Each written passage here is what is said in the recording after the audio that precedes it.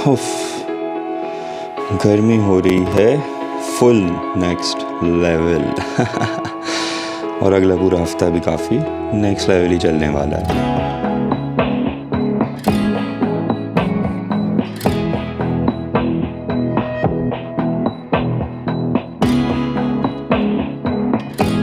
अस्सलाम वालेकुम एवरीवन, क्या हाल है आप लोगों के। उम्मीद है आप सब खैरियत से होंगे, एंजॉय कर रहे होंगे अपनी ज़िंदगी। कराची ने आजकल फुल क्रेज़ी गर्मी करी हुई है। उफ, सूरज भी बहुत ज़्यादा नेक्स्ट लेवल हुआ हुआ है। ऑलराइट, सो यस, गर्मी is quite next level nowadays, लेकिन ज़ाहिर है ज़िंदगी गुजरती रहती है अल्हम्दुलिल्लाह करके। बाय। कभी गर्मी आती है, कभी सर्दी आती है। ये तो ज़िंदगी के मतलब ज़िंदगी की खूबसूरती इसी चीज़ में ही है कि मतलब चेंज होता रहता है, कोई एक चीज़ कांस्टेंट नहीं रहती। सो यस, अगले 3-4 महीने आप सुनेंगे कि गर्मी है, उफ पसीना आ रहा है, ये है वो है। सो उसको इग्नोर कर दीजिएगा। अभी मैं निकला था कुछ साइट्स की विज़िट करने के लिए, कहीं पे टाइल्स के कुछ काम चल रहे थे, तो मैं उसी तरफ जा ही रहा था। मैंने कहा आप लोगों को भी साथ उठाएं, थोड़ी गप लगाएं। अभी तो बस नमाज़ पढ़ने जा रहा हूँ। तो मस्जिद बहरिया टाउन की मसाजिद तो वैसे खैर वंस अगेन नेक्स्ट लेवल माशाल्लाह से, मतलब मज़ा आता है। आपका ख़ुद एक दिल से मतलब ख्वाहिश होती है कि हाँ वहाँ जाके नमाज़ पढ़ी जाए। बाय द वे, ये हैं वो येलो ट्रीज़ जिनकी मैं बात कर रहा था, और ये हैं वो रेड ट्रीज़।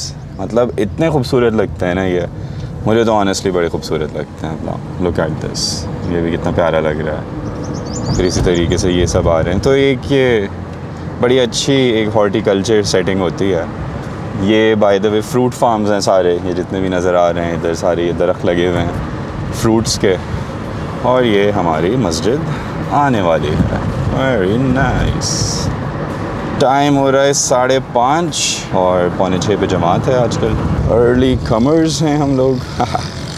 अच्छी बात है। नहीं, एक और अंकल भी आ रहे हैं, गुड। इंडिविजुअल जोन में गाड़ी पार्क करते हैं। The Masjid Usman, really beautiful, and see you after the namaz. Alright, welcome back. खैर, अभी हो गए हैं 6 और माशाल्लाह से काफ़ी सारे लोग आ जाते हैं। वैसे ये भी बड़ी अच्छी चीज़ है देखने को। 2 मिनट बर्दाश्त करना पड़ेगा हमें, इस आवाज़ को भी और इस गर्मी को भी। गर्म हवा को बाहर निकालें थोड़ा। कैसी कैसी टेक्निक्स लगानी पड़ती हैं ना, मतलब गर्मी को बैटल करने के लिए। हम तो फिर भी अल्हम्दुलिल्लाह गाड़ियाँ हैं, चीज़ें हैं, लोगों के पास कुछ पैदल होते हैं, कुछ बाइकों पर होते हैं, कुछ दूसरी चीज़ों पर, ठेले पर वगैरह। अल्लाह बस सबके लिए आसानियाँ पैदा करे और हमें अपनी दी हुई नेमतों का शुक्र अदा करने की तौफीक दे।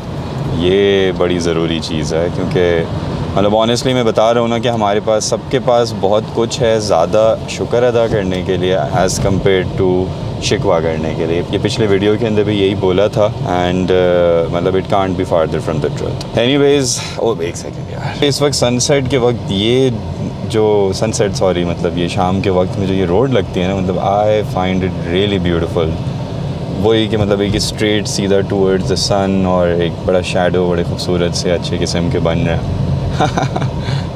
मेरा तो आपको पता ही है कि ये छोटे मोटे से ही शौक़ हैं, खुशियाँ हैं, इन चीज़ों में मज़ा आता है। इस तरीके से लाइफ है ना, इन द मोमेंट का सीन है, और इन द मोमेंट जितनी खुशियाँ आप समेट सकते हो आप समेटो। अल्लाह ने खुशियाँ हर जगह फैलाई हुई हैं, छोटी छोटी चीज़ों में वो हैं।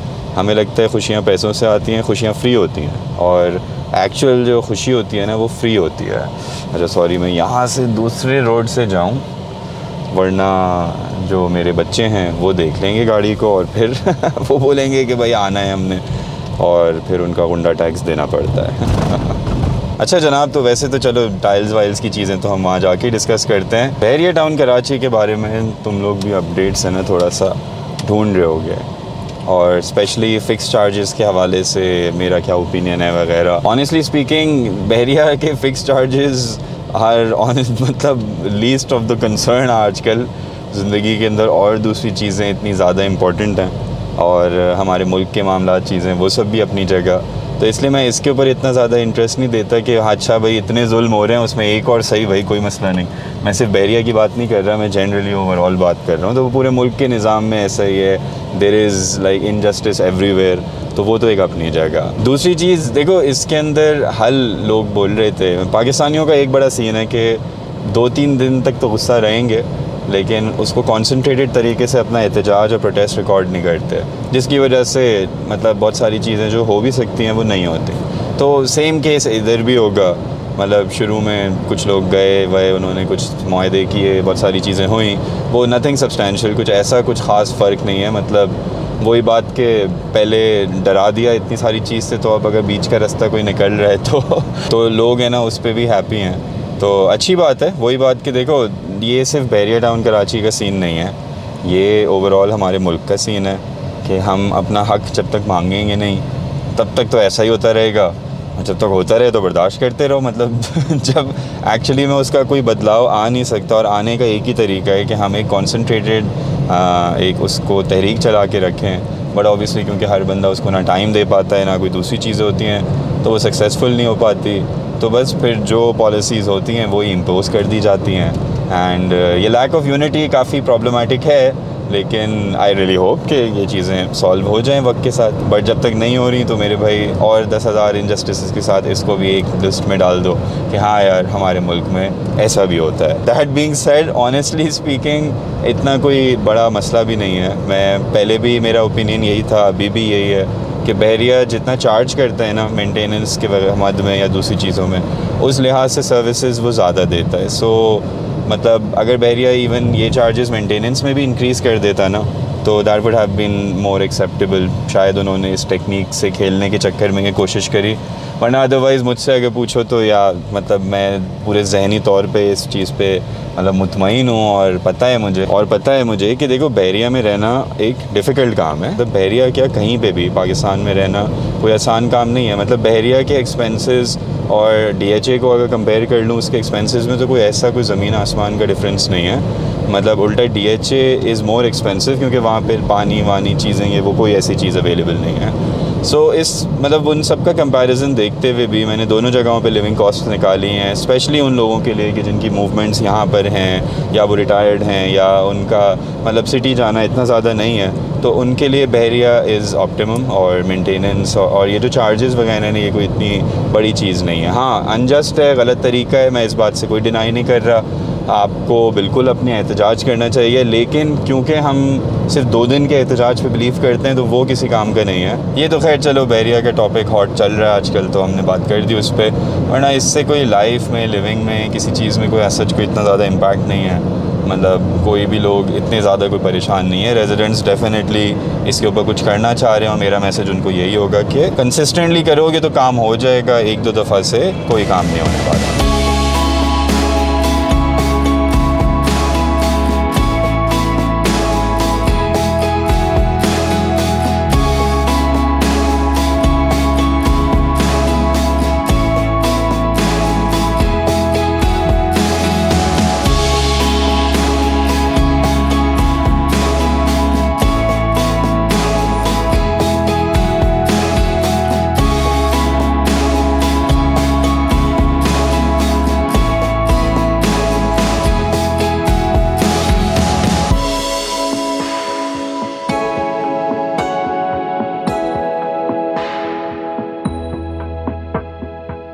ऑलराइट, सो ये हम प्रीसिंक्ट 15 में है। प्रीसिंक्ट 15 भी काफ़ी आबाद है, लेकिन एक तरीके से ऐसा लगता है कि बहरिया का सौतेला बच्चा है। मतलब यहाँ पे इलेक्ट्रिसिटी पता नहीं क्यों नहीं दी हुई, जबकि मतलब घरों को अगर देखें ना, सब जगह देखो, ये this is the house that we are building, बाकी दूर दूर तक भी देख लोगे ना, सब जगह घर नज़र आएंगे। And I still don't understand कि बिजली क्यों नहीं है, जबकि इधर ही पीछे, बल्कि आप अगर देख रहे होगे तो वो पीछे जो मस्जिद नज़र आ रही है ना, दिस इज़ प्रीसिंक्ट 27, और इधर बिजली है, यहाँ नहीं है। So kind of weird, but खैर चलता है ऐसा, आ जाएगी यहाँ पे भी जब वक्त आना होगा।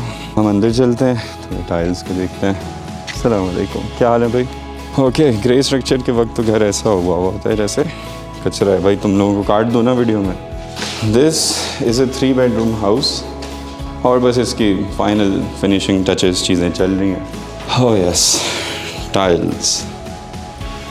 टाइल्स की है ना 2-3 चीज़ें होती हैं, और बाथरूम डिज़ाइंस के अंदर भी बड़ी चीज़ें। ऑब्वियसली ये सब क्लाइंट्स के अपनी सिलेक्शंस हैं, और मोस्ट इम्पॉर्टेंट चीज़ जो होती है ना वो ये स्पेसर्स हैं, और इससे ये जितना भी गैप है ना ये स्ट्रेट रहता है। टाइल डिज़ाइन के अंदर सबसे ज़्यादा जो एक ख़ास ख्याल रखना होता है ना बाथरूम्स के वक्त, वो ये कि अब जैसे for example this is the door, ये दरवाज़ा है, जैसे ये दरवाज़ा यूँ खुलेगा तो this is the wall that you are seeing, और तभी हमारी जितनी भी चीज़ें होती हैं जैसे निशेज़ हो गई, शावर का साइड सिस्टम, चीज़ें जो कुछ भी, वो ज़्यादातर इन एरियाज़ को कवर करता है।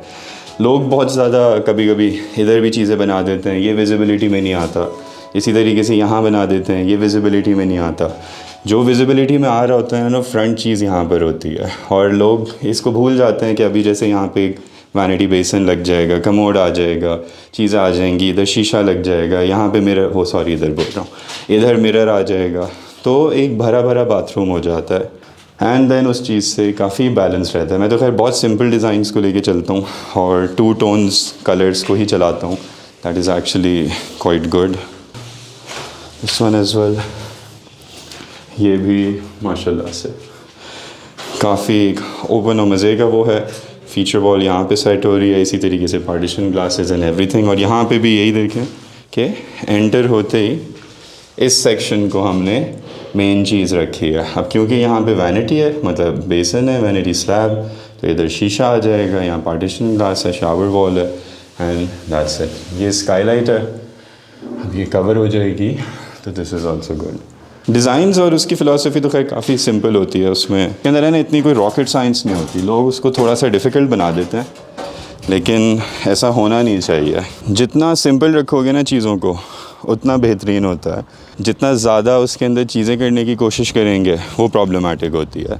जो लोग मेरे चैनल को पहले से फॉलो कर रहे हैं उनको तो खैर ये पता है कि मैं कलर थीम्स के साथ चलता हूँ, लेकिन जो लोग नए हैं उनको भी साथ साथ बताता चलूँ कि मेरी अपनी कंस्ट्रक्शन कंपनी है।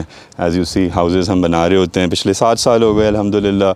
मैं ऐसी पूरा बहरिया यहाँ से जैसे दिखता है, तो मतलब मेमोरीज़ बहुत सारी आना शुरू हो जाती हैं कि यार पहले क्या था क्या नहीं था।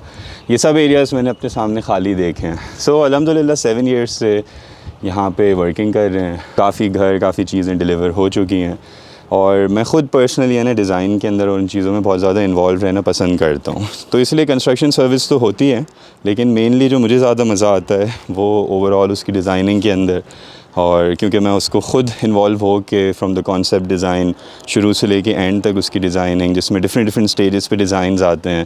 किचन होता है, वार्डरोब्स होते हैं, बाथरूम्स होता है, पूरा लेआउट होता है, जनरल चीज़ें, और ये तमाम सर्विसेज डिज़ाइन से लेके फ़ाइनल की हैंड ओवर तक पूरी की पूरी चीज़ें डिज़ाइनर होम्स के थ्रू आपको मिल सकती हैं। सो अगर आप घर बनवाना चाह रहे हैं या घर बनाने के हवाले से कोई सवाल हो, कोई चीज़ पूछना चाह रहे हैं, तो ये जो नंबर है ना स्क्रीन के ऊपर, इसके ऊपर एक व्हाट्सएप मैसेज मुझे ड्रॉप करें।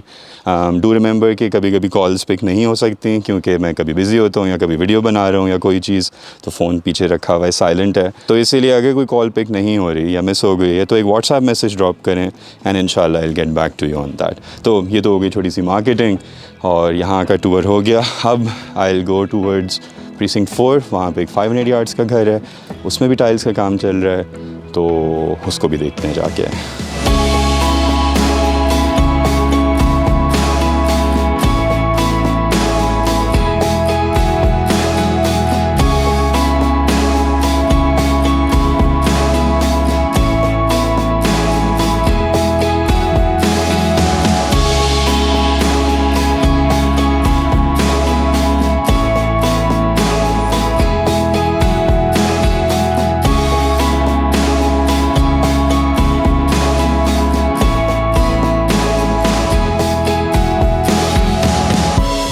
पुराने ऑफिस वाला इलाका। खैर सिग्नल्स और वो सब बहुत बुरे थे यहाँ पे, वरना ऑफिस वगैरह काफ़ी ज़बरदस्त था।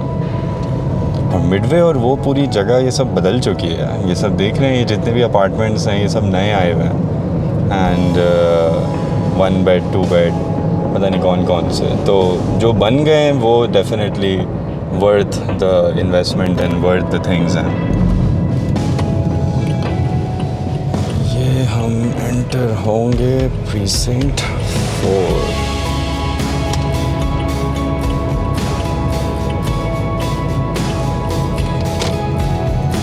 प्रीसिंक्ट 4 में तो खैर काफ़ी डेवलपमेंट और चीज़ें अपनी जगह हो गई हैं।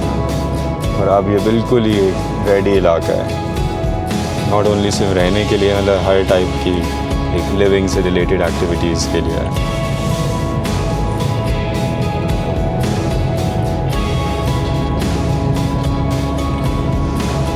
Park of precinct 4।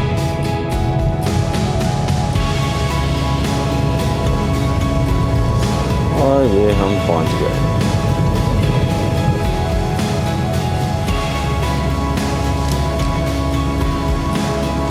ऑलराइट, सो ये है प्रीसिंक्ट 4 का हमारा 500 यार्ड्स वाला। बड़ी माशाल्लाह बहुत मज़े की लोकेशन है। सामने भी यहाँ पर भी पार्क है, इधर भी एक घर ये कंप्लीट हुआ है, फैमिली रह रही है। एंड ये भी इंशाल्लाह जल्द कंप्लीट हो जाएगा। ऐसा सेड ना कि ग्रे स्ट्रक्चर के अंदर घर ऐसा लग रहा होता है कि पता नहीं कितनी तोड़ फोड़ है। खैर ये जो हाउसेज़ हैं और इन सब के जो टूर्स हैं ना, वो तो हम देखते रहेंगे, बट अभी मैं मेनली देखने आया हूँ कि जो डिज़ाइंस हमने जिस तरीके से रखे थे क्या वो वैसी चीज़ें हैं। एंड यस, दैट मीन्स कि टीम सही काम कर रही है। वर्क इन प्रोग्रेस है ना, कभी भी अच्छा नहीं लगेगा। जब फाइनल प्रोडक्ट आता है तभी नज़र आता है।